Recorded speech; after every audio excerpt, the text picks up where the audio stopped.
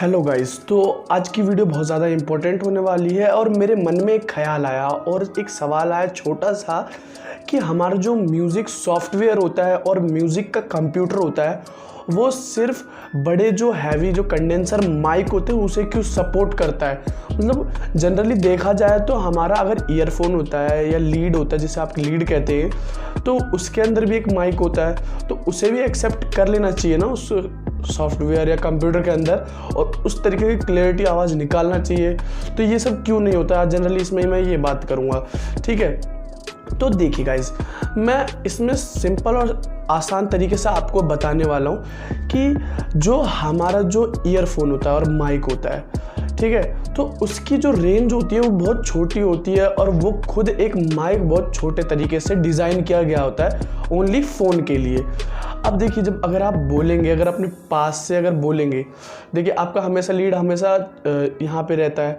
अब वहाँ से जब बोलते हैं तो आपका फेस बहुत पास होता है। अब पास होता है उसके वजह से आपकी वॉइस जाती है, ठीक है। और जनरली अगर आप अपने उसको फ़ोन से अगर कंप्यूटर से कनेक्ट कर देते तो आपको चिल्ला चिल्ला के, जैसा मतलब क्या होता है, कुछ लोग ज़्यादा तेज़ वॉइस में गाते, आप उसी तरीके से वॉइस उतनी तेज़ वॉइस से गाओगे, अपने म्यूज़िक रिकॉर्ड करोगे तो उसका जो आपकी वॉइस की जो क्वालिटी होगी वो क्रैक हो जाएगी या डैमेज कह सकते हैं इसको। बहुत ज़्यादा इसमें इफ़ेक्ट आ जाता है, बहुत ही ज़्यादा अलग अलग तरीके की क्वालिटी का, है ना। फटने लगता है आवाज़ एक तरीके से देखा जाए तो जो ईयरफोन होता है उसकी वजह से यही होता है। और दूसरी, उसकी रेंज बहुत कम होती है, वो ख़ास इस तरीके के लिए डिज़ाइन किया जाता है। अब देखिए, जो मैं अगर बात करूं बड़े जो सॉफ्टवेयर होते हैं, कंप्यूटर्स होते हैं, वो लोग कैसे मतलब चलता है। सबसे ज़रूरी चीज़ तो होती है जो म्यूज़िक प्रोड्यूसर होते हैं उनके लिए ही, खासकर म्यूज़िक सॉफ्टवेयर के लिए ही ये माइक बनाया जाता है।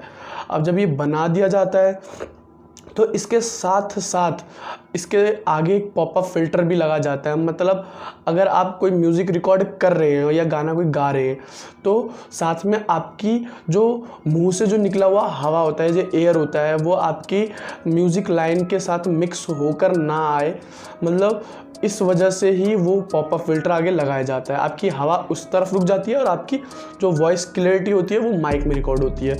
अब इतने पे ही नहीं रुकता है, इसके वजह और भी है।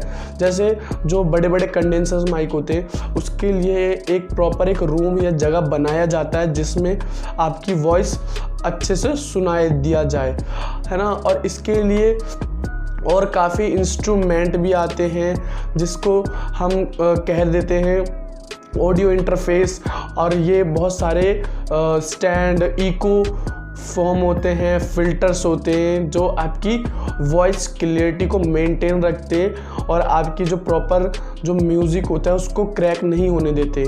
अब यहाँ पे आप कहेंगे कि ठीक है, तो जनरली हम जैसे मान के चलिए अगर मेरा हेडफोन, मतलब मैं जिससे रिकॉर्ड करता हूँ मेरे माइक से, इससे भी हो जाना चाहिए रिकॉर्ड, क्योंकि इसके ऊपर भी एक तरह का फ़िल्टर दिया जाता है कंपनी की तरफ से, ठीक है। तो इसे भी अगर लैपटॉप कंप्यूटर में लगा दें तो यूज़ होना चाहिए। देखिए, सबसे ज़रूरी चीज़ है कि आपका जो आगे का जो पॉइंट होता है जिसे हम जैक कहते हैं, जैक पिन कहते हैं, उसका जो साइज़ होता है कंप्यूटर के साइज़ से अलग होता है, वो फ़ोन के लिए ही होता है। हालांकि जिसे ये डिज़ाइन किया जाता है कैमरे के लिए, फ़ोन्स के लिए, काफ़ी तरीके से डिज़ाइन किया जाता है, ठीक है।